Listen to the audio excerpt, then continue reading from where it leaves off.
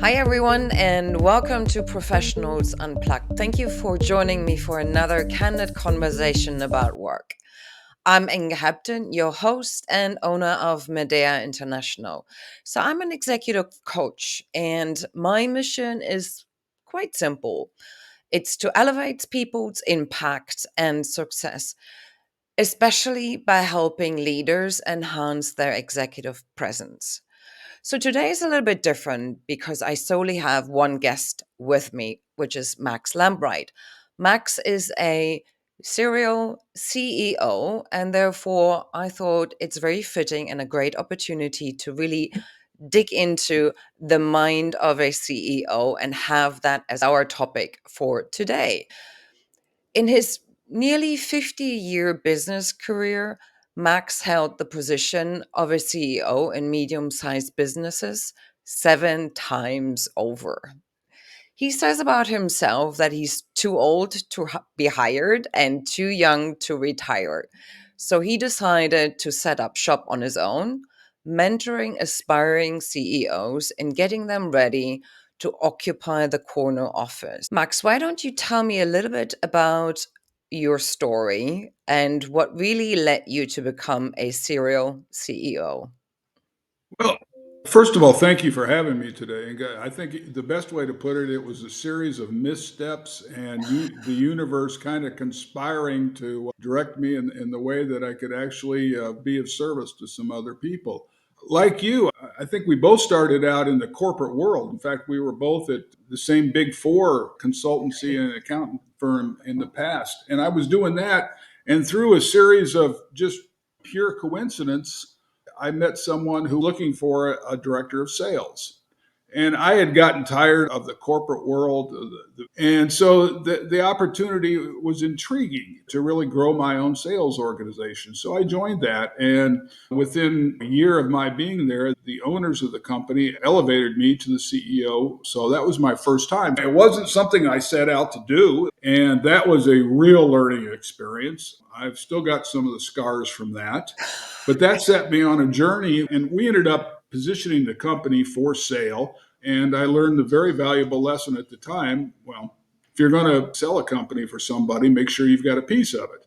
If you're semi successful in the role, once you've had that role, other people, other companies are always looking for leaders. And that set me on a journey where, yes, I've been a CEO 7 different times. In most cases, they were turnarounds, either that the first generation owners, founders had turned it over to the next generation, and it took them less than a year to screw it all up. So they brought me in to take the checkbook away from mom and get Junior to the point where he wouldn't ruin mom and dad's retirement. And I did that a couple of different times. And just before COVID in 2020, I had positioned the last company in Ohio for sale. And I had what I thought at the time was a retirement plan. I was importing commercial cleaning equipment, believe it or not, this is the truth, from a place called Wuhan, China.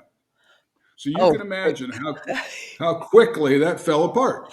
yeah. And the line you mentioned earlier is the truth. I'll be 68 in May. Nobody's hiring 68-year-old CEOs. So I'm too old to hire and I'm too young to retire because I'm still involved, but I'm doing my own thing right now, working with younger aspiring CEOs that are really looking to not replicate the mistakes that I made in the past.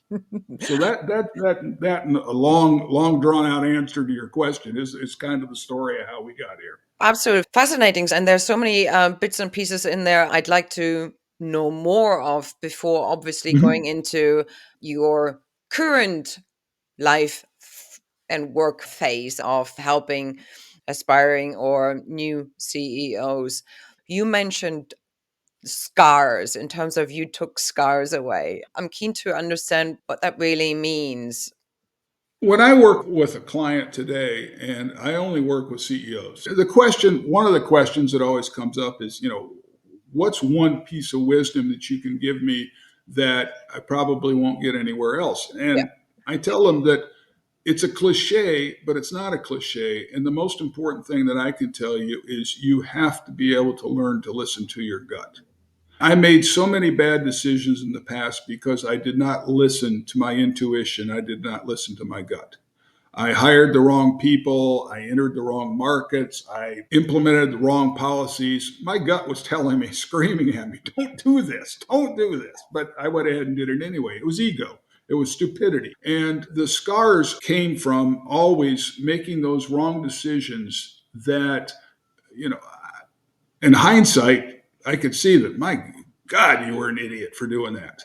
And, I actually lost a position because of that. I hired someone that my gut was screaming at me not to hire. Other people told me not to hire. That person had a great track record. Within 6 months, they were backstabbing me left and right. And I ended up losing that battle. And, the scars came from always people, making the wrong decisions about people. That was always people Mm, involved with it. But most importantly, not listening to my intuition or not doing what I knew to be inside the right thing. But, either bowing to my ego or bowing to public opinion or input by people who really didn't understand the situation. yeah. But isn't the gut in particular, isn't that something which really develops over time, in particular with experience when you had exposure to certain circumstances, to different types of peoples and cultures and things like that? So I imagine when you just started out in your own career or in your first job as a CEO, how much of a gut feeling is there Well, actually you can rely on? I, I understand your question, and it's a valid point. But the thing was, I wasn't young at the time. I was in my upper 30s. It wasn't like I was just out of college, university, or something Fair like point. that. Yeah. I'd been through some things in life already. Yes, that's true. It does develop over time. But my job right now is to help individuals not replicate the same errors or mistakes that I made. Yeah. And the other thing that I really, really focus on them is that they have to develop basically a support network. I call it the kitchen cabinet.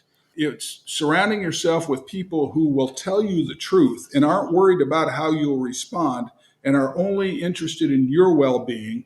The CEO role is the loneliest job in the world. Hmm. Everybody that comes in your office, everybody that calls you, everybody that sends you an email, everybody that texts you, they're looking for something from you, whether it's time, whether it's energy, whether it's input, whether it's resources, whether it's wisdom, whatever. They want something from you.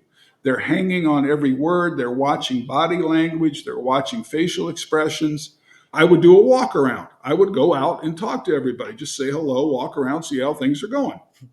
I remember, more than once when I would do that, and I'd be, somebody'd call me or text me, and I'd be on my phone walking by somebody and go back to my office. And a half hour later, somebody would come in and say, "Why are you angry at Tony?"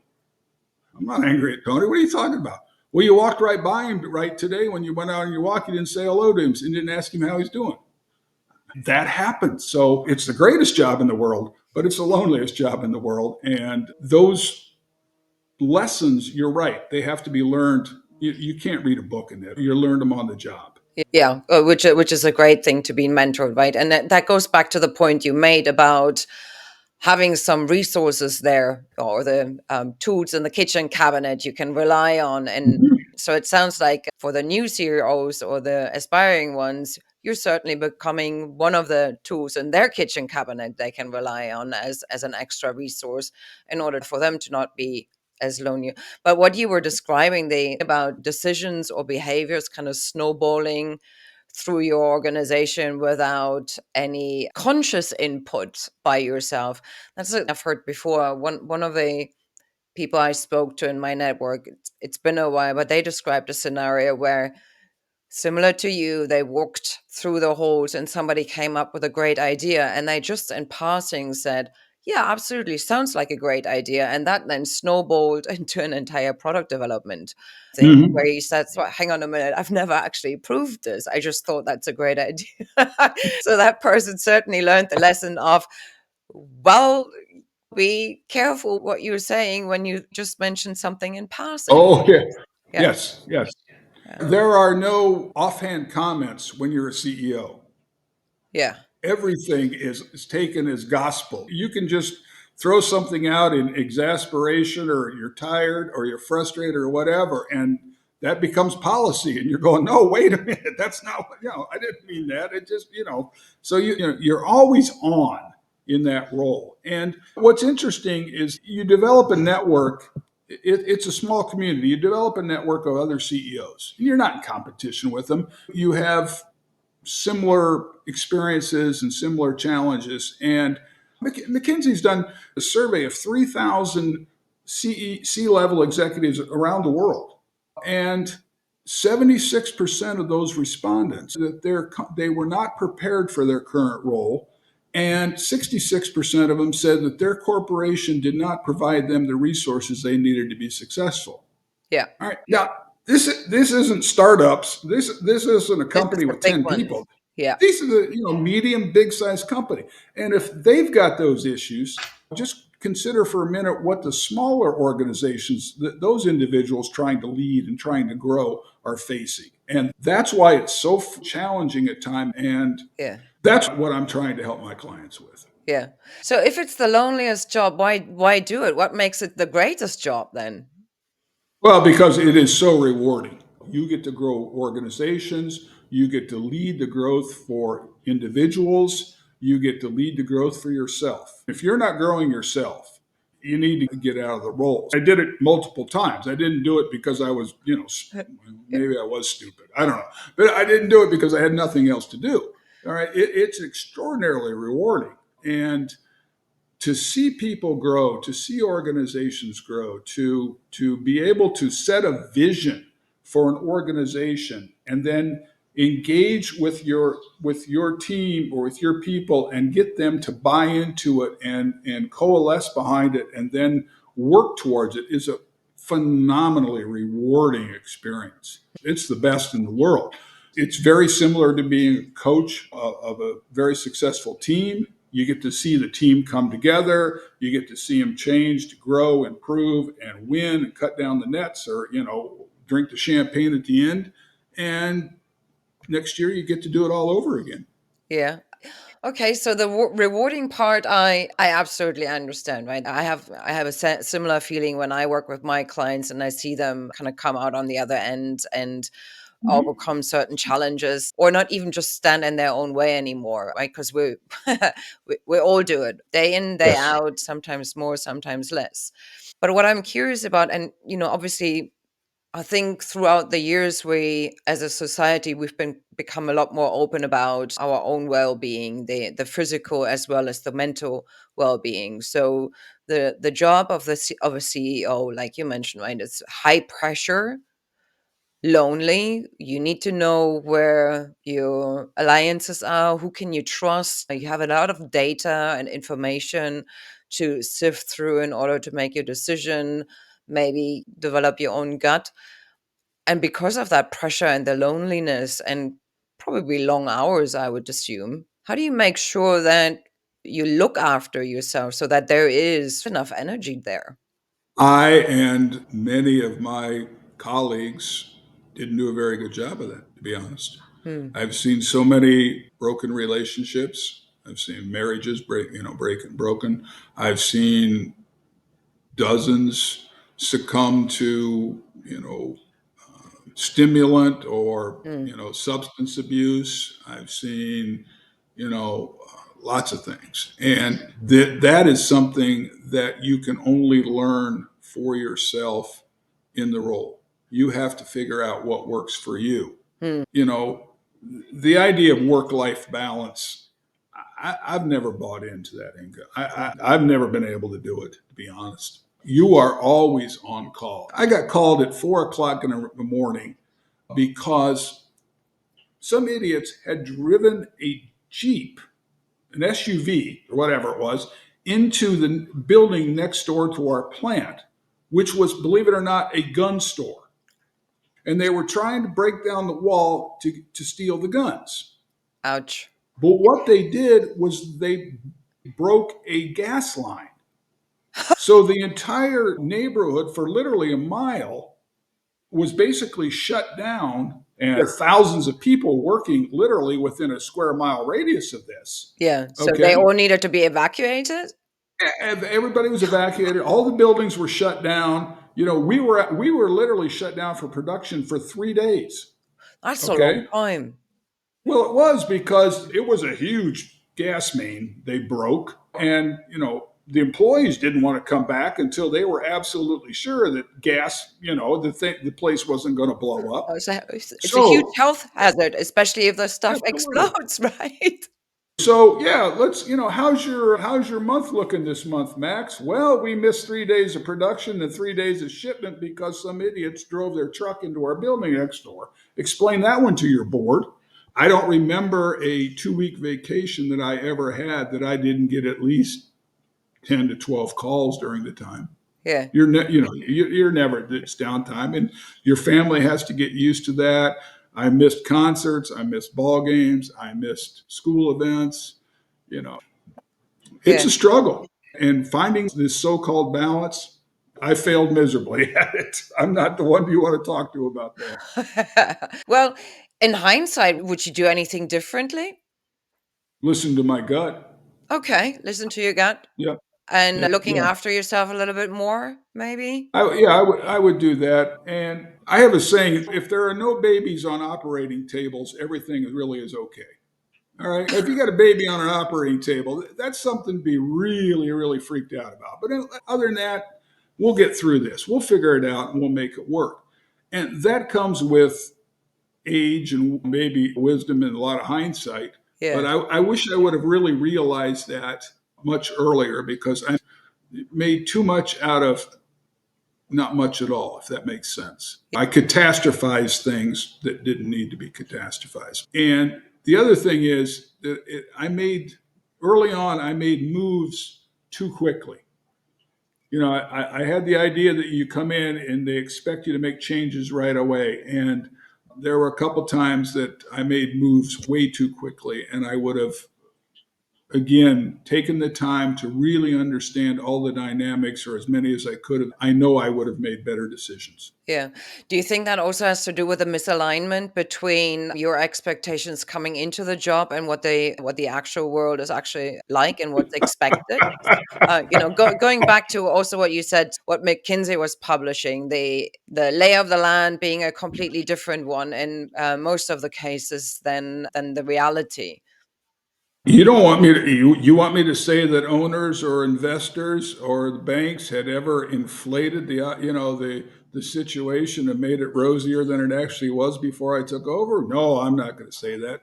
Every time, every single time. Absolutely. Hmm. Yes. All right. So how do you assess that? Well, the first thing you come in is you come in and you say, "Give me the books," and you look at the numbers. Right. What I tell my clients, the first thing I tell them to do is find out how you make money, because every company has, anywhere from dozens to thousands of products. Yeah. There's only X number of those that make you money. The rest of them are just products you have or services you have. You have to understand how you make money. And then you have to understand where the expenses are. All Mm, right. That's the first thing that I tell my folks to do. Get in there if they're taking over, or if they haven't really spent the time to analyze that. Figure out how you make money, and let's focus on that. And let's determine the areas where you're not making money. Do you really need to continue to do that? So that's number one. The second thing is you have to determine who on your senior leadership team is going to stick around. Do you have the right people in the right seats? yeah. And if not, then you've got to determine, how you're going to put your team together. Because, no CEO, the other thing I tell them, and nobody believes this, but it's the truth. No CEO is hired to run the company. CEOs are hired to grow the company. Yeah. All right. You have a team in place to run the company. And that team has to be talented, and they have to be loyal, and they have to be capable, and they have to be resourced to do that. That's your job, all right, to make sure that team's in place. But your job is not to run the company. Your job is to grow it. Yeah, that goes in line what I was reading about, going back to McKinsey, that the Round about 45% of a company's performance is really down to the CEO, which kind of plays to your role, Yeah, right? You have to grow it, and then you need to make sure that there's a team in place and actually to keep running it, and that's the right team. Yeah. absolutely. Yes. As a CEO of of small or medium sized company, you are always inheriting your leadership team, your senior team. All right, they're in place when you come in. Yeah. So you have to determine real quickly: is that the team you want to ride with, or are you going to have to bring your own team in there? So when McKinsey says 45% of that is on the CEO, I that's conservative to me. Oh, It right. really is. Okay. Yeah. Oh, And just on the people side of things, because I can imagine when you come in, there might have been situations where other people were hoping to step up, get promoted, yes. and they might not be your best friend, let me put it that way, when you actually show up and it's your first day and you're trying to determine the team and the quality of the team and try to build those relationships. How do you deal with those scenarios? Over time, you hopefully deal better with than you did in the beginning. But one of my mentors told me early on, and it never really sank into me later until what he really meant by this is that you're not running a social service agency, Max. You're running a for-profit business. Hmm.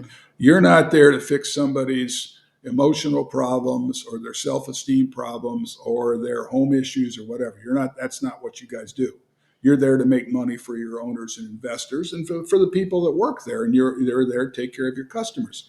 And if the individuals that are on your team that you've inherited or you've brought in don't understand that and don't fulfill their role, it's up to you and only you to make that call and then make the decision. So, yes, I made bad decisions hiring people. Absolutely. Did I have to make changes to that? Yes, I did. Is that fun? No, it's miserable. Hmm. It's terrible. I mean, it's the worst part. That is the worst part of the job.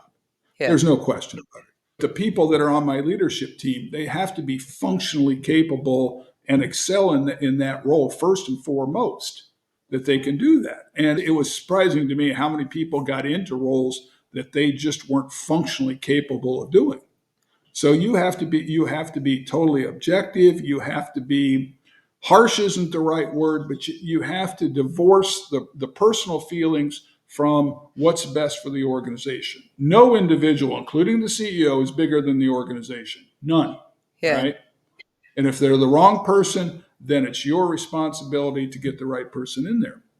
But Yeah. it's something you learn over time. It's hard. I can imagine. So what I'm understanding is obviously you seek out those kind of conversation to really understand what is it the actual people on your leadership team are doing? What's their performance like? What are their drivers like? Are they motivated enough? And how can you potentially help them succeed in their role if they're lacking something? But obviously also having a difficult conversation if it's not going anywhere.